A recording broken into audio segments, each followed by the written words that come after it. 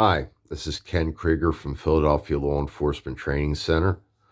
One of the questions that comes up when we discuss in safety briefings on all of our classes is the application of deadly force, and there are certain parameters that must be met.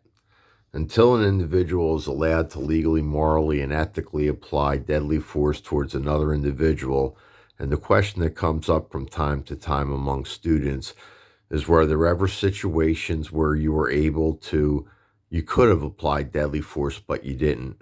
And absolutely, first of all, in our narcotics, there are a number of times we've had suspects that were armed that would point at us and we wouldn't return fire. In some cases, the suspect would shoot at us.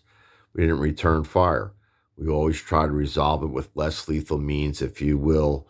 In my day, I got a lot involved in a lot of foot pursuits, and you're chasing after suspects who were going into their pockets and waistband areas, and they were throwing things such as rock cocaine, heroin bundles.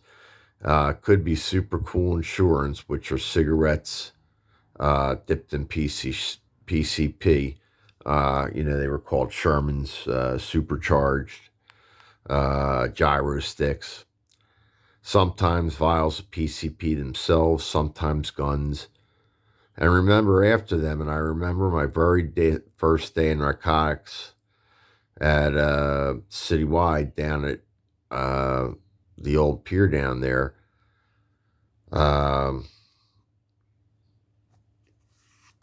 Callahan was a legendary SWAT officer who had come to narcotics.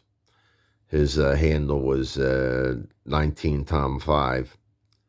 20 David saw me. It was my first day in narcotics. I had just made my entrance into the narcotics platoon, and he pinned me up basically against the wall and said, "Don't you ever apply deadly force unless it's absolutely necessary.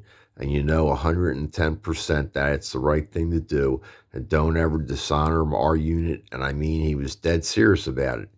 He was a lot more forceful and usefully, rather, if I remember correctly, some colorful, really vulgar language to get the point across. But it really made me understand that, yeah, this is a whole new ball game that isn't where you just shoot because you think there might be a problem. You definitely have to know, because you're held to a much higher standard in the deep platoon of narcotics, and they still are. And so have there been times when I could have applied deadly force? Absolutely. I think any officer who's doing righteous police work in the streets is going to come across the scenarios where you might be able to justify it. But at that point in time, justification and absolute necessity are two different things. Yeah, many times I could have probably justified it, but I didn't, and I'm glad I didn't, because the times that I have, I've never been sued. It wasn't called into question. All my use of deadly force applications have been well above board. There have been no repercussions, and I did what was correct at the time, both morally, ethically, and legally. And I think that sometimes I can live with it, and I feel very good about having done that. And there are plenty of people out there who are still living that many good officers could have probably justified applying deadly force towards, and yet didn't.